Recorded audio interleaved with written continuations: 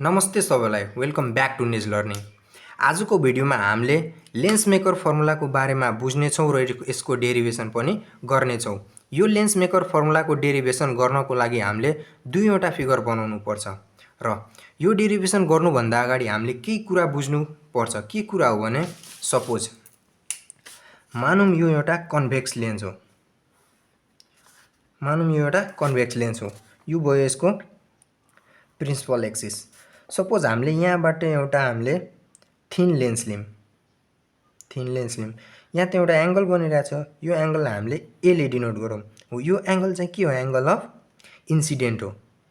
अब यहाँ हेरौँ त यो त एउटा प्रिज्म जस्तो देखाइरहेछ छैन? हो यो एउटा प्रिज्म जस्तो देखिरहेछ। अब तपाईहरुले पढ्नु भएको छ कि छैन? सपोज यो प्रिज्मको एउटा च्याप्टर हुन्छ।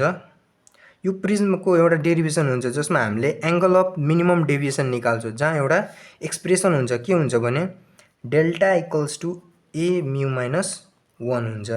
हो यो जुन एक्सप्रेसन छ नि, यो एक्सप्रेसन हामीले यो लेन्स मेकर फर्मुलाको डेरिभेसन गर्दा हामीले यो युज गर्नुपर्छ। यो delta equals to A mu minus 1 यो चाहिँ प्रिज्मको च्याप्टरमा हुन्छ। यसको डेरिभेसन पछि गरौँला, अहिले यो बुझिराखौँ। र अर्को कुरा एउटा के छ भने सपोज मानौँ हामीले यो tan d हो। tan d equals to p by h हो। अब यहाँ के बुझौँ भने यो d यति सानो एंगल हो, कि यो tan d nearly equals to d हुन्छ। के हुन्छ? tan d nearly equals to d हुन्छ। त हामीले यहाँ के लेख्न पाउँछौँ? d equals to p by h लेख्न पाउँछौँ। के लेख्न पाउँछौँ? p बाई h हो।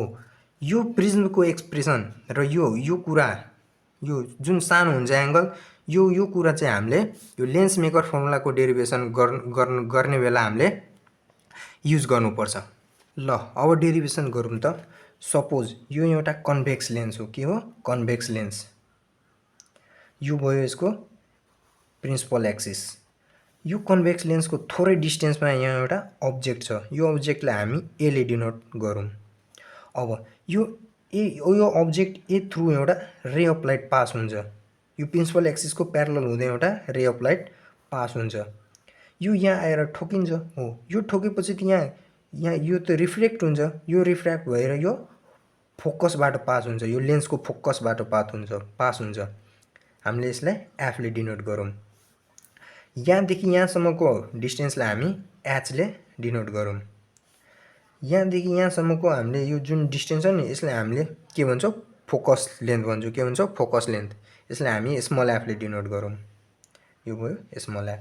यहाँ त एउटा सर्टेन एंगल बनिरहेछ। यो एंगललाई हामी सपोज डेल्टा मानौँ। अब हामीले के थाहा छ? tan थीटा इक्वल्स टु के हुन्छ?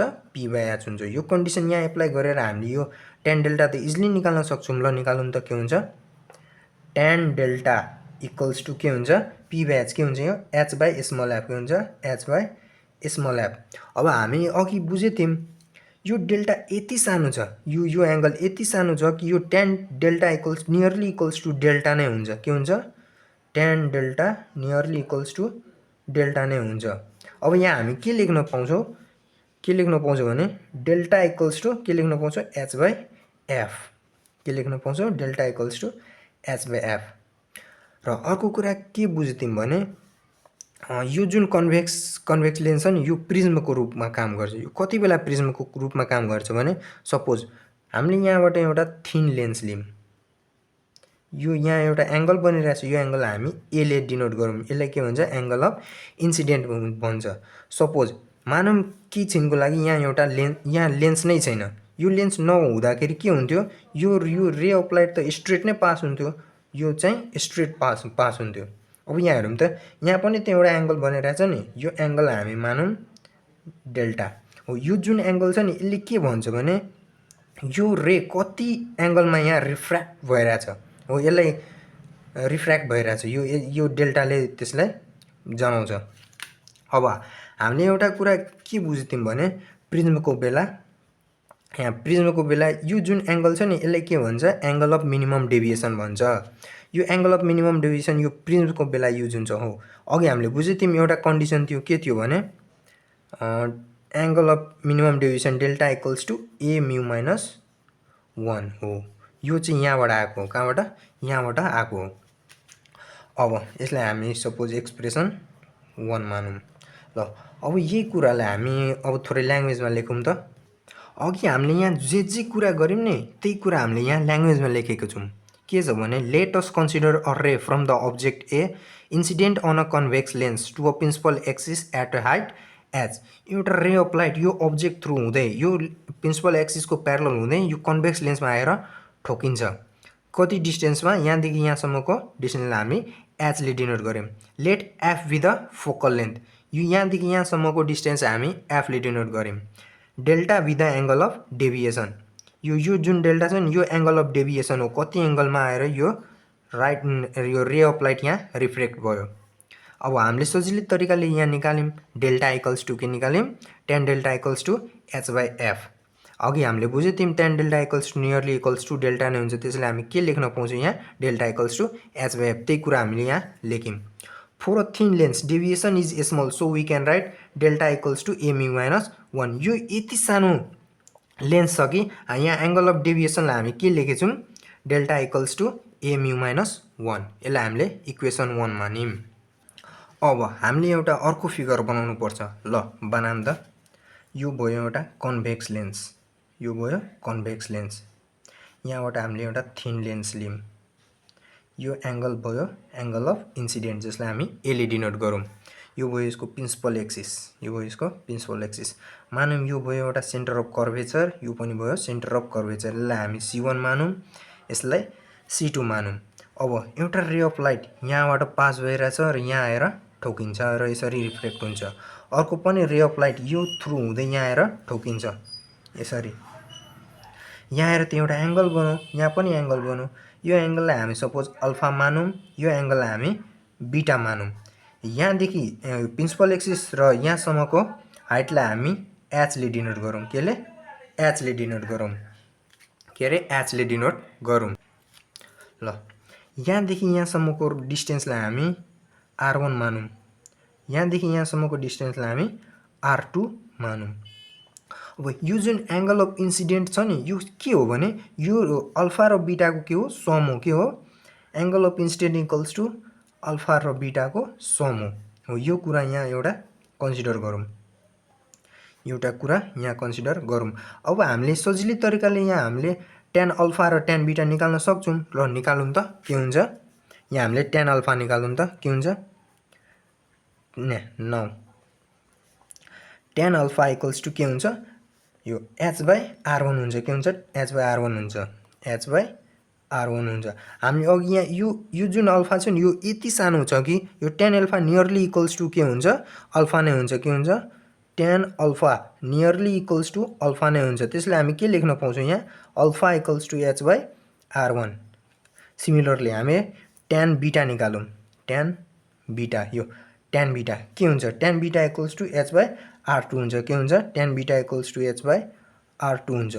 यो एङ्गल यति सानो छ, यो टेन बीटा यति सानो छ कि यो angle nearly equals to beta नै हुन्छ। के हुन्छ? नियरली इक्वल्स टु बीटा नै हुन्छ। Tan beta nearly equals to beta नै हुन्छ। अब हामी यहाँ के लेख्न पाउँछौँ? Beta equals to H by R2, beta equals to H by R2। अघिदेखि मैले एउटा कुरा के भनिरहेको छु भने यहाँ त्यो प्रिज्मको कन्डिसन युज हुन्छ। के हुन्छ? प्रिज्मको कन्डिसन युज हुन्छ। अब यो प्रिज्मको कन्डिसन कसरी युज हुन्छ र यहाँ लेखौँ त। Now from equation 1, now from equation 1 के छ? Delta equals to A mu minus 1।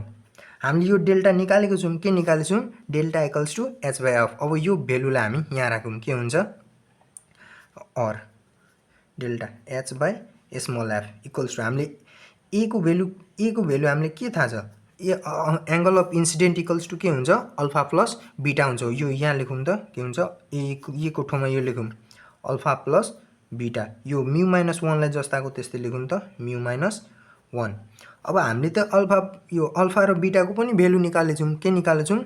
अल्फाको H by R1, बीटाको एच बाई R2। यो दुइटै भेल्युलाई यहाँ पुट गरौँ त के हुन्छ? और H by small F equals to के हुन्छ? एच बाई R1 प्लस यो प्लसको प्लस एच बाई R2, यो बीटाको भेल्यु यो म्यू माइनस 1 जस्ताको त्यस्तै जस्ताको त्यस्तै हामीले यो एचबाट त हामीले एउटा कमन लिन पाउँछौँ। र कमन लिन त H by small F equals to यो कमन लिम एच, यहाँ के हुन्छ 1/r1 हुन्छ प्लस 1/r2 हुन्छ। यो म्यू माइनस 1 जस्ताको त्यस्तै म्यू माइनस 1। अब यो एच र यो एच कटिन्छ, के हुन्छ कटिन्छ। ल काटौँ, के हुन्छ अब अर कटिन्छ, के हुन्छ 1/f इक्वल्स टु के हुन्छ 1/r1 plus 1/r2 mu minus 1 हो। यही हो हाम्रो लेन्स मेकर फर्मुला। के हो लेन्स मेकर फर्मुला। भिडियो राम्रो लागेकोमा लाइक, सब्सक्राइब र सेयर गरिदिनु होला। Thank you.